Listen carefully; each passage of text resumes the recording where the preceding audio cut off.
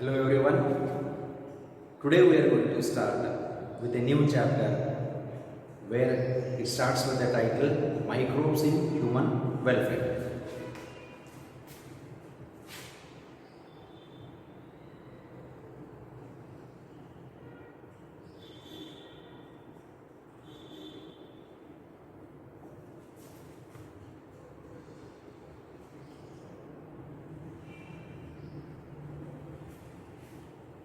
Now in this topic we are going to discuss regarding all the events that are useful to the mankind, especially the microbes. As already we know, we are present in the nature with lot of microorganisms, and these microorganisms may be beneficial to mankind or it might be harmful to the mankind. Now in this chapter we are going to discuss only regarding those microbes that are beneficial to humans. That's why the name Microbes in Human Welfare. Now regarding the microbes, what are these microbes? As the name says, microbes.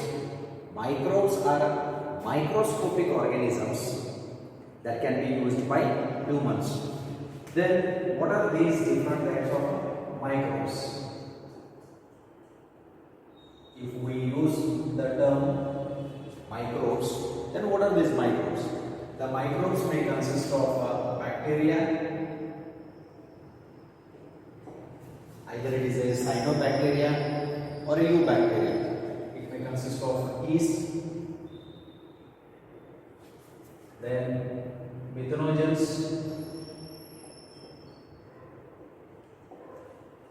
then halophiles. These are again the characters only. Then apart from this, we have virus, viroids, and prions. Now look at this. What are these microbes? These microbes are nothing but they are microscopic organisms which cannot be visible to our naked eyes. They can be observed only under the microscope, and the role of these microbes in the humans. What is the beneficial role? Regarding the harmful role, we already know it. Regarding the beneficial role, bacteria, a lot of bacteria are there in the nature which will produce certain foods. Yeast, microscopic, as we know, it is a unicellular fungi. Methanogens, methane producing microbes. Halophiles, as already we know regarding these microbes. Virus. Now presently we are facing with the same virus, the coronavirus, okay, which is pandemic. Now different types of, many different varieties of viruses are present in the nature. Viroids are there, prions, the naked RNA particles. Now look at this, regarding the part of the microbes, in the previous year we have studied about it also. Now in this year we are going to study regarding its beneficial role to mankind. That's why the heading Microbes in Human Welfare. Okay. Regarding the part of microbes, what is the use of microbes in our day-to-day life? How do we use them in our day-to-day life? Okay, so we are going to study regarding those parts. First part is regarding microbes in household food products. Second one is microbes, the role of microbes in industries, the products where we are going to produce them in large scale. Third one is microbes in sewage treatment plants, STPs, microbes in the production of biogas, how the biogas is produced with the help of these microbes with respect to methanogens. Then microbes as biocontrol agents of pest, how we can control the harmful pest with the useful organisms. And lastly, microbes as biofertilizers. So almost we are coming across around 5 to 6 major events in this chapter. The first heading starts with microbes in household products.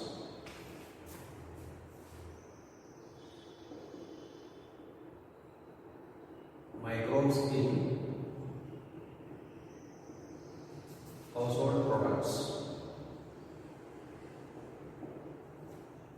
this is the title that states that we are using microbes in our household food products, in our daily usages.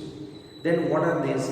What are the different types of foodstuffs that are produced in the kitchen in our day-to-day life, and what is the role of these microbes?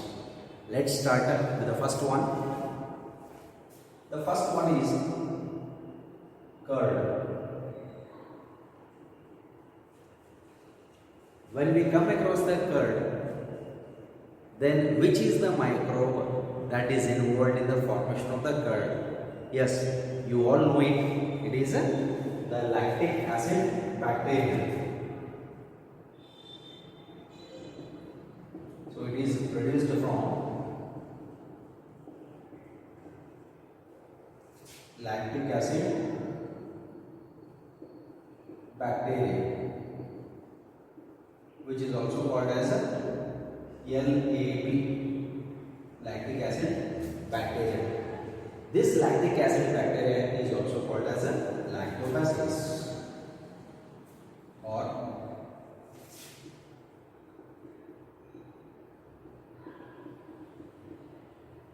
lactobacillus. Look at the name of the bacteria. The bacteria which is used to produce the curd is LAB, lactic acid bacteria, also called as lactobacillus. So you are very familiar with the part of lactic acid bacteria or the lactobacillus. Now this lactobacillus, can we see it by our naked eyes? No. It is observed only under the microscope. So that's why we call all these as microbes. Then regarding these microbes, look at this lactic acid bacteria. By using this bacteria, how we produce the curd? Then what is the raw material for the curd? So it is the general thing where we are using in our day-to-day life. We use it regularly also. How curd is produced? In simple way, you know it, how the curd is produced. First we take the milk, and if we keep the milk as it is, because milk will be boiled to kill the bacteria, we know regarding the process of pasteurization also. When it is killed, then if you just keep it as it is, then there is no formation of curd. What has to be added to the milk? Yes. So at least a spoon of curd is added. Then what we are transferring when we add a spoon of curd into the milk? Curd contains lactic acid bacteria. This serves as an inoculum for the milk. Okay, so what we use? Curd, it acts like inoculum for milk. What is inoculum? Inoculum means introduction of curd into the milk so that the milk should be converted into curd. This is a common process where we know it also. Then, when we introduce curd into the milk, ultimately there is a coagulation of the milk which forms into liquid milk, little bit semi-solid curd. So here curd, when we add, what it will do? Coagulation of milk. It leads to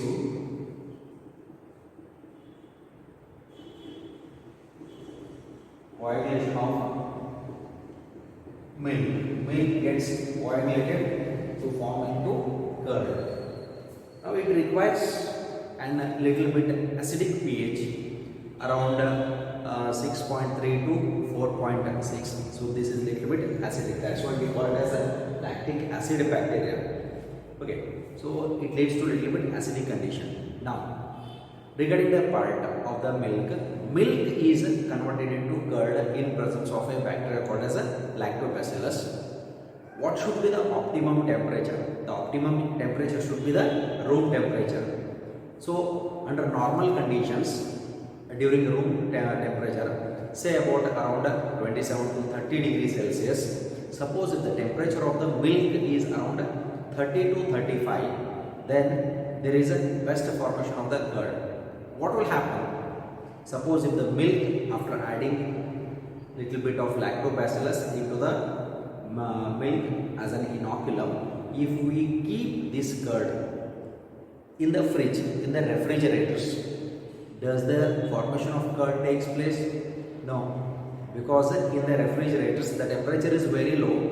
This lower temperature does not allow the activity of the enzymes. And what will happen if we put a little bit of curd in boiling milk? Then it gets spoiled because the enzymes get denatured at higher temperature. That means optimum temperature is required for the formation of a perfect curd, the best quality curd. Lower temperature, higher temperature will destroy the process and there is no formation of the curd. Okay, so this is regarding the part of the curd. We are consuming curd in our everyday life. Then what is the use of curd to our body? As far as the health part is concerned, curd is also very useful because from the curd we get vitamin B. Curd provides vitamin B12 to our body. Look at this part. We get vitamin B12 from the curd. Then, what is the use of vitamin B12 in our body? This is important. Vitamin B12 is important because it keeps our nerve cells and our blood cells healthy. So, it keeps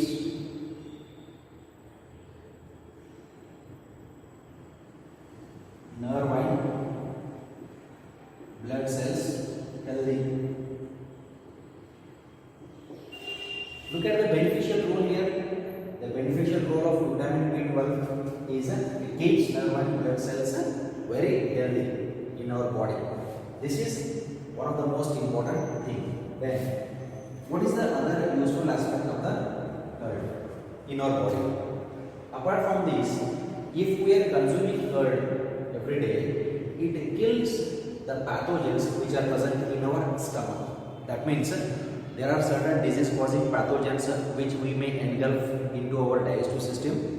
In the stomach, if there are disease causing pathogens, they are killed by the lactobacillus which is present in the curd. So it also checks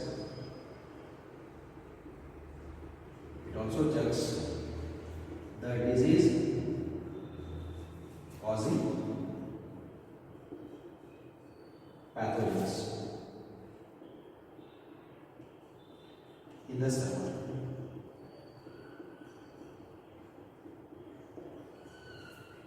Look at this. It also checks meaning it does not just see and go. It will identify, it will kill it. That means this lactic acid bacteria is beneficial to mankind as it kills the microbes, unwanted microbes, harmful pathogens which are present in our stomach also. So this is the role of the first household food product which is called as curd. Now almost when we come across the title microbes in the household products or household food products, it means that we are producing them in our kitchens. We are producing them in our homes. So that's why these are the products. Okay, this is the first one, curd. Let's go to the second one, second food product. The second food product is idli and dosa.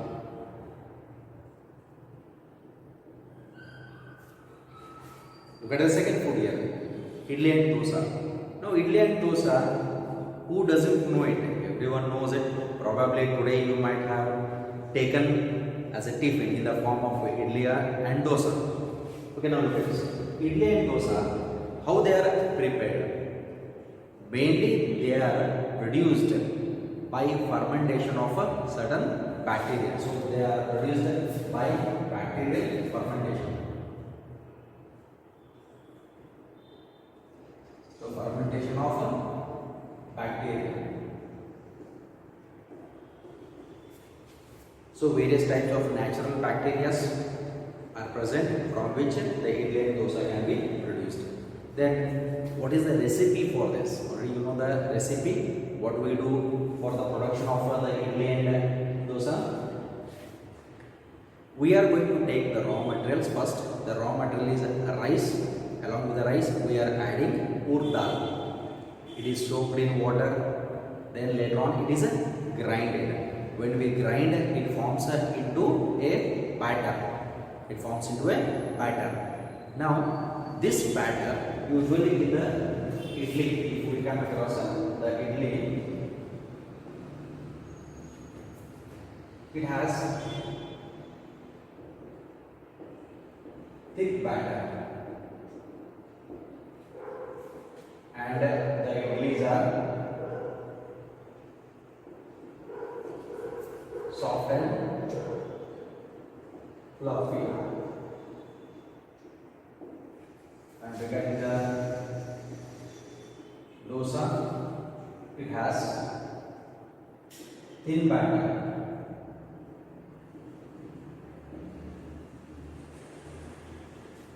Then it is rusty and crisp. Look at this part.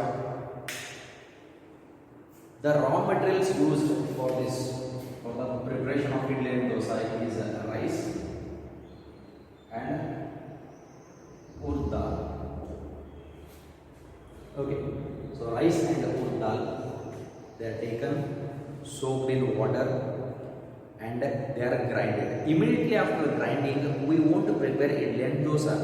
Already we know, we keep it in a vessel, keep it for a night. Then the next day, you can just see, it will produce a puffed up appearance. That puffed up appearance, that puffiness is due to the release of carbon dioxide by the bacteria present in the batter of rice and idli. So batter means it is just like a slurry, okay, where we use to put on the pan to produce the dosas. So that's the batter. Now this batter is a little bit thick when we produce like idlis or when we prepare the idlis, and this batter is a little bit thin. So there will be a little bit thinness in the batter, the dosa little bit thick in the idlis. Now, when we prepare these foodstuffs, and suppose if the fermentation is perfect, if the fermentation process is proper, then the idlis which are produced will be spongy. They will be little bit spongy. That's why what we say is very soft and fluffy. Fluffy means sponge-like. And if you just keep it in your mouth, it just melts. So look at the part of the idli. So that is the best idli that we can prepare. Okay, with the help of bacteria. Look at the dosa. When dosa is prepared, this dosa will be a little bit thin and it will be crusty and crispy. So when it is crispy, if you taste it, it is good in taste. So that is how the best quality of idli and dosa are prepared. And regarding the recipe, as already we discussed, you know the recipe also. If you follow procedure according to the recipe, you can prepare the best quality of idli and dosa. Okay, so this is regarding the part of the second food product, idli and dosa. So with this, let's go to the third one. Third one is bread.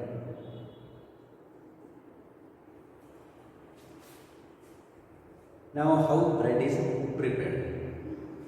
Bread is prepared, widely prepared in bakery industries. Now, in the bakery industries, which is the microbe that is used in the preparation of the bread? So, already we know it, it is the yeast. So, we are using yeast. The yeast which is used in bakery industries, it is commonly called as a baker's yeast. This is called as a baker's yeast.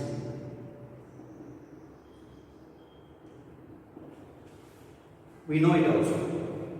The yeast is commonly called as a baker's yeast.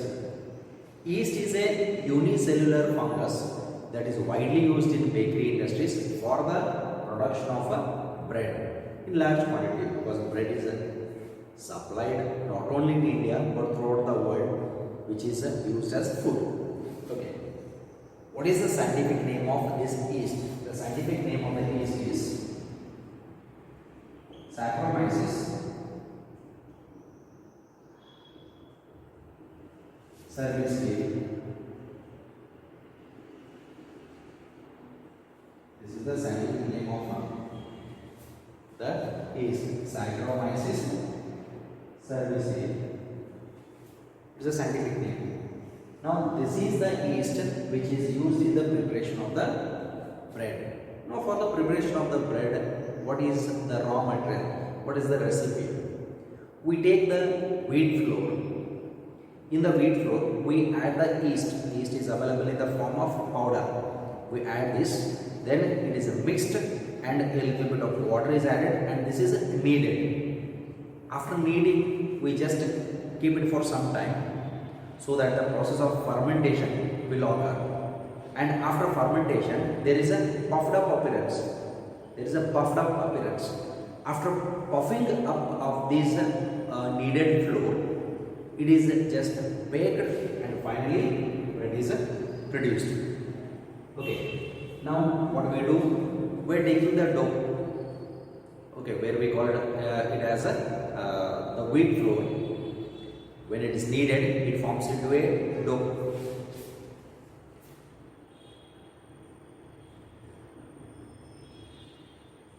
Wheat flour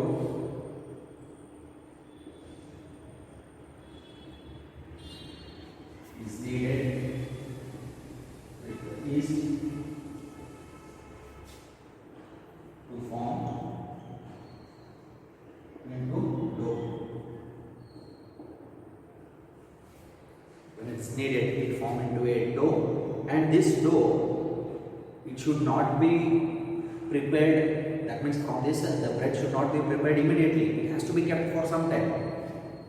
Why it has to be kept for some time? Because the yeast should undergo the process of fermentation. After the process of fermentation, what will happen? There is a puffed up appearance. Of the dough. Okay, puffed up appearance means ಹಿಟ್ಟು ಏನು ನಾವು ಹಿಡಿತೀವಿ ಅದು ಉಬ್ಬಿ ಬರ್ತದೆ, ಉಕ್ಕಿ ಬರ್ತದೆ. So that's why we call it as puffed up appearance. And that puffed up appearance, after that, when we prepare the bread has certain holes. Those holes are due to release of CO2, carbon dioxide, from which the best quality of bread can be prepared. And after production of the bread, usually the fresh bread has to be consumed. Bread should not be kept for many days because a lot of fungus will grow on it. So that's why bread has to be consumed as early as possible, and maximum within 3 days of its production or manufacture, it has to be consumed. Okay. So this is regarding that part of the bread. Now with this, let's move to the next one. So the next food product is toddy. So we are moving across the next term. The next term is toddy. Toddy is actually a fermented drink. Now which is obtained from a plant. So let's go to the next one. Next is the fourth one. Toddy.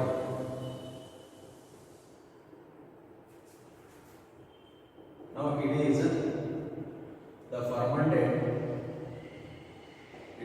the fermented sap of palm plant. Okay, it is the fermented sap of palm plant. Now from the palm plant, this was used in olden days. Now also we use it, but very rare, as we have many industrial alcoholic products. Now toddy, it is a fermented sap of palm plant. Now this toddy plant, it is injured, liquid oozes out. This liquid is collected in certain pots. Then it contains certain natural microorganisms. It contains certain natural microbes. And these microbes may be yeast along with the bacteria. That means the natural yeast and bacteria will be present in the nature from which the toddy is produced. Now, when the sap is collected into the bowls or into the pot, a lid is placed over it as it contains these bacteria as well as yeast. It is kept for some time or say about few days for the process of fermentation. After fermentation, it forms into a white liquid which is filled in the bottles and it is used as a traditional drink. So toddy it is used as a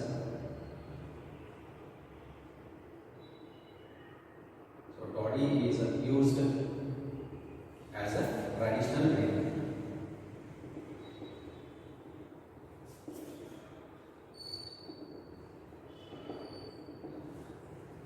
So it was used in the earlier days more. So toddy it was used. Also it is used, but it is very less. So it used as traditional drink. Then how can we define toddy? Toddy it is a fermented sap of palm plant which is used as a traditional drink. We can define this in this way also. What is toddy? Toddy is obtained from sap of palm plant that is used as a fermented, that is used as a traditional drink. Okay, so this is regarding the part of the toddy. So toddy almost resembles the alcoholic beverages because it contains some percentage of alcohol in it. So that's why it is used as a traditional drink. It was widely used in olden days. Okay, so this is regarding the part of the toddy. So with this, let's move on to the next one. So the next part is regarding the Swiss cheese.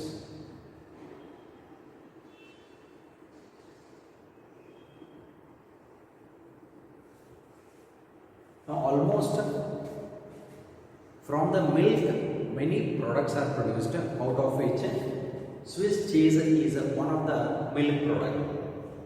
In the nature, throughout the world, if you look at the different varieties of cheese, there are around 2000 varieties of cheese, where we call them as Swiss cheese, Roquefort cheese, raw cheese, ripened cheese, various types. Their color, flavor, texture will differ. Okay, so based on the taste, we can produce different types of cheese. Okay, out of this, let's look at the Swiss cheese. Swiss cheese, it is produced from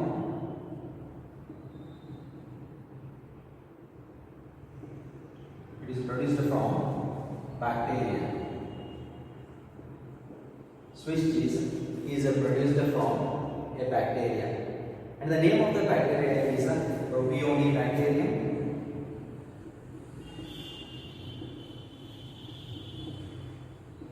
Propionibacterium shermani.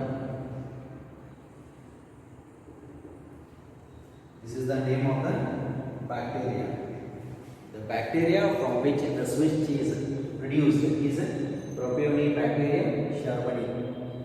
This was the bacteria that was identified by an Indian scientist named as Sherman, and based on his name only the bacteria name is given. And suppose if you identify any bacteria, you can keep your name also. In such way, he has identified, he has discovered the bacteria that produces the Swiss cheese. Okay, what is the specialty of the Swiss cheese? As I told you, it is the milk product. Now in this milk product, suppose if this bacteria is added, it undergoes the process of fermentation. It is a fermented food. Okay, so here the Swiss cheese is a fermented food.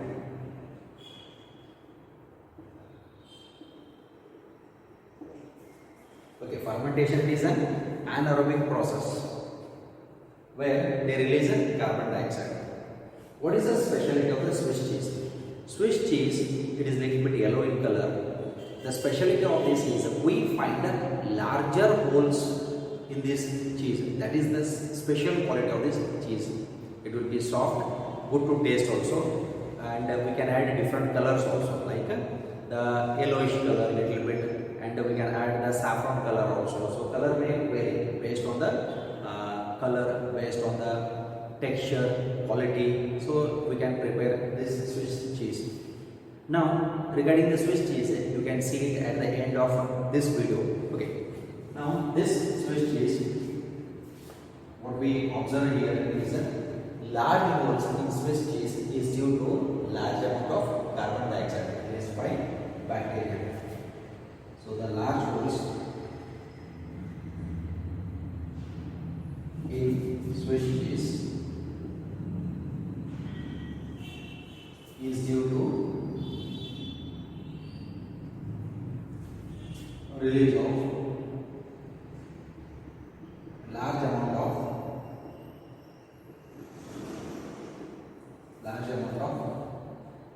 carbon dioxide. Now look at this part. This is most important. The larger holes in the Swiss cheese is mainly due to the release of a large amount of CO2. When carbon dioxide is released in large amount, finally we find the larger holes. As you can see it in idli and dosa. In the idli also there are minor pores. In the dosa you can identify the pores there. Those holes are due to release of carbon dioxide from the microbes. Okay. Now here the large holes in Swiss cheese is due to the release of large amount of carbon dioxide. Okay. And by this we can produce the Swiss cheese. Lot many foods are there which are produced in the kitchens, and they are produced by using the microbes which are present in the nature. What would happen if there are no microbes in the nature? Suppose if there are no microbes in the nature, then we could have missed a lot of foodstuffs. And microbes are most important in the nature because they are nature cleaners. What will happen if there is no decomposition of the dead and decaying organisms? Then they will remain as it is only. So that's why microbes are very essential for the human life. And here we are talking about only the foodstuffs. Okay, next one is Roquefort cheese.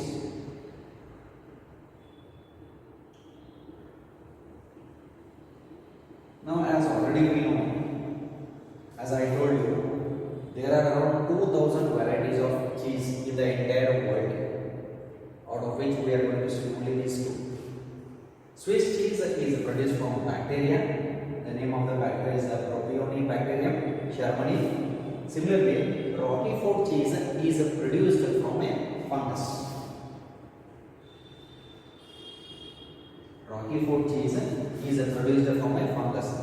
Cheese is a milk product where it undergoes coagulation, and by adding different microbes, we are going to produce different types of cheese. Roquefort cheese is produced from a fungus. The name of the fungus is Penicillium roqueforti.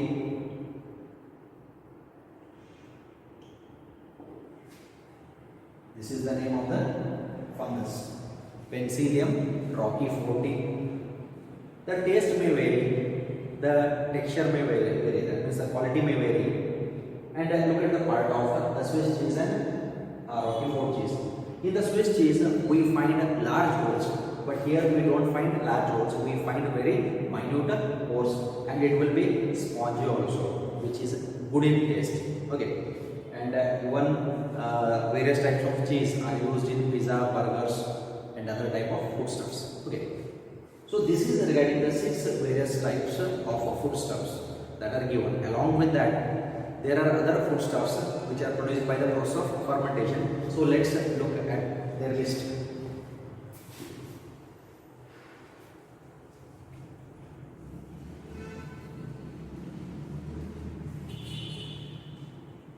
Now, by the process of fermentation, we produce a lot of foodstuffs.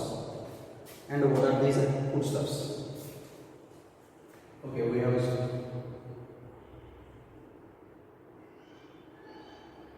soybean,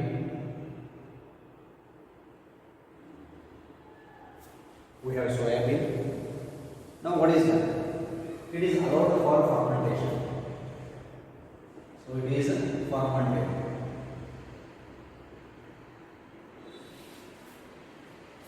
Soybean is taken, naturally occurring microbes are there like bacteria and the fungus. It undergoes the process of fermentation. After fermentation, varieties of foods are produced, foodstuffs are produced. by the soybean. Now from the soybean there are two different types of food which are produced, almost similar in taste but named in different way. One is tofu, other one is tofu.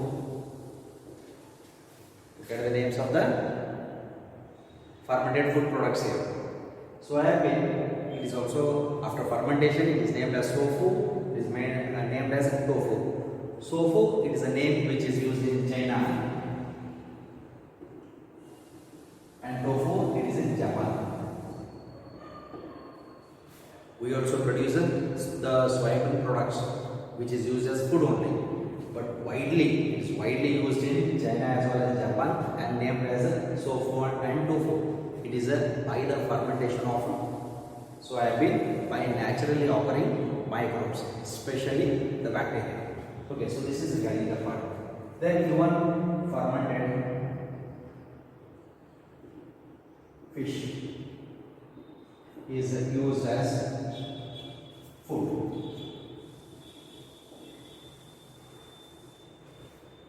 Okay, apart from these six, we are coming to some additional parts also. Soybean, the fermented soybean is used as food. Fish, fermented, even the fish undergoes the process of fermentation by the microbes present in it, and the taste will differ. The taste will differ in this. So fermented fish is also used as a food. Then even fermented bamboo. The fermented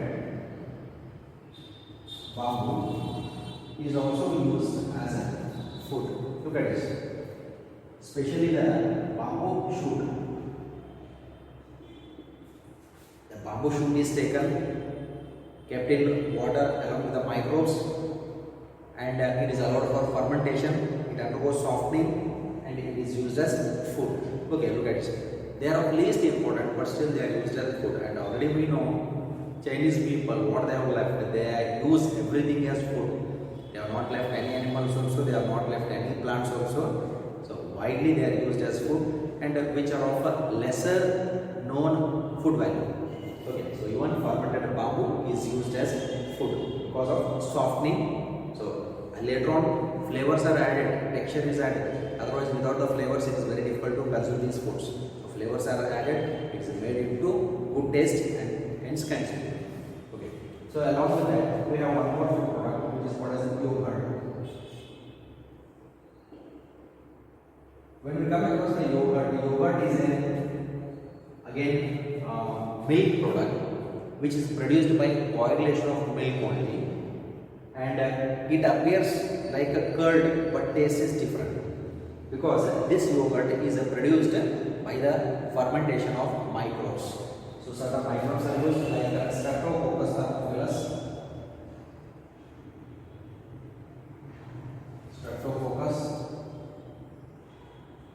thermophilus, or even other microbe is also there which is called Lactobacillus vulgaris.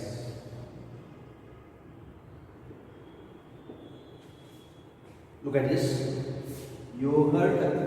Again, it is a fermented product of milk that is produced from Streptococcus thermophilus or Lactobacillus vulgaris. There are two different types of bacteria which are used in the production of yogurt. Yogurt is used as food. Then apart from this, we have other foodstuffs also like dokla. Okay, we have other foodstuffs like dokla. Now dokla is a Gujarati food which is produced by the fermentation process only. So that's why, as we know, we are studying only few foodstuffs here as microbes in household food products, but there are various types of foodstuffs which are produced by using these microorganisms.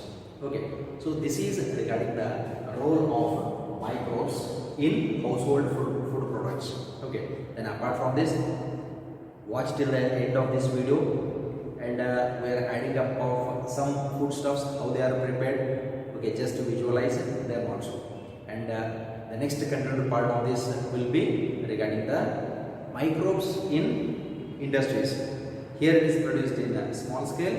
Industrial scale is always large scale, because here we are using in our homes, produced in the kitchens, and industrial products, they are produced in large quantity, sold in an area or throughout the world. Okay, let's continue that part.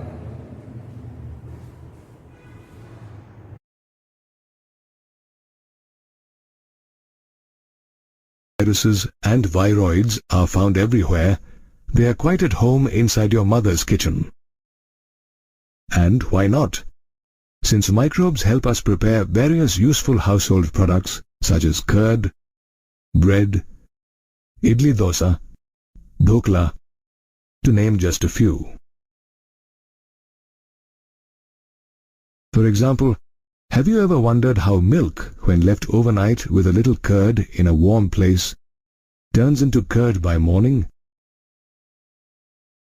The little curd added to the milk initially acts as an inoculum or starter that has useful bacteria called lactobacillus, also known as lactic acid bacteria or LAB.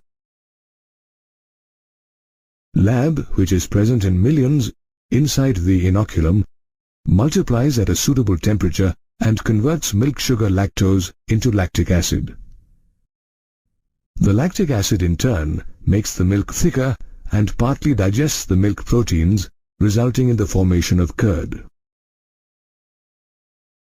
LAB improves the nutritional quality as the curd now has increased quantities of vitamin B12. After the curd is prepared, it is stored in a cool place so that the LAB doesn't make it excessively sour by producing lactic acid. Another benefit of LAB is to check the presence of harmful bacteria inside our stomach.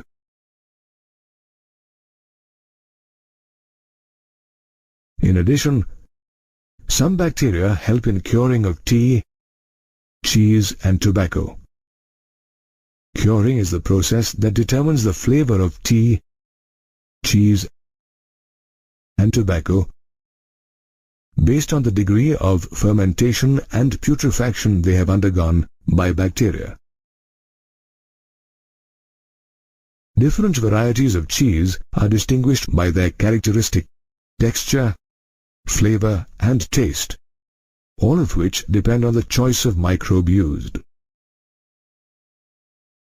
For example, Swiss cheese has large holes because bacteria Propionibacterium sharmani produce a large amount of carbon dioxide. Roquefort cheese, on the other hand, acquires its characteristic flavor due to a specific fungus called Penicillium roqueforti that is used to ripen it.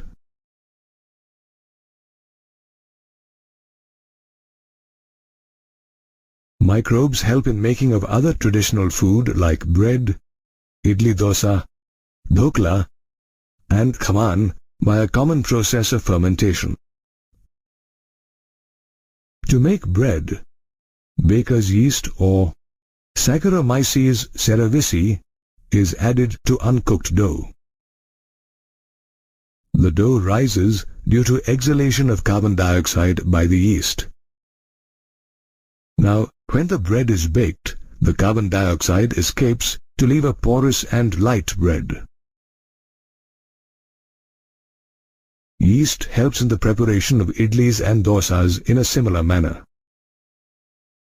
A mixture of ground rice and dal is allowed to stand overnight and ferment. This mixture rises and sours due to the growth of yeast cells, which lends the sour flavor in the idli and dosa. In case of dhokla and khaman, the batter is prepared in a similar way with Bengal gram dal and left overnight to be fermented by microbes. Yeast also helps in wine and beer preparation by fermenting the sugars present in fruit juices or barley to produce alcohol and carbon dioxide. This is the same principle that is used in the production of toddy, a traditional drink in southern India, made by fermenting the sap of the palm tree. Similarly, aerobic bacteria called Acetobacter converts ethyl alcohol to produce acetic acid or vinegar. This explains why the word vinegar means sour wine. Microbes are also used to ferment fish, soybean and bamboo shoots to prepare different foods. Therefore, several of our traditional food and drinks are derived from various microbes every day.